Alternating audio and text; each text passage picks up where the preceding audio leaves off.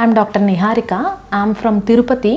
Joined FRM course in Medline Academics. I have found about this course through my seniors who have already finished this course. So basically this is a hybrid model course where theory classes would be conducted through Zoom, and those classes are live classes where we can ask questions and they teach directly. Dr. Kamini Rao madam, she has taken multiple number of classes and she has covered many major topics. Classes started with anatomy, physiology and very basics, and they extended till ART lab setup. Also included law and ethics in ART. Even third party reproduction, surrogacies, everything has been taught. Kamini Rao madam was very active and she took many theory classes, and we are forever indebted. Even with her age, she is actively participating and teaching new doctors. On simulation training, we'll get hands-on on simulators where we can do multiple times ovum pickups. Like at least 20 to 30 ovum pickups will be done on simulators. After that, we'll be given hysteroscopy hands-on also and embryo transfer hands-on also, and IUI is also included in this. All these are given on simulators, and for real patients, they'll give us a clinical attachment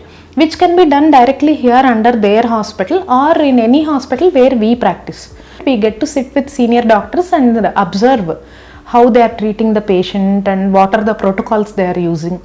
So direct one-to-one contact with patients will also be there.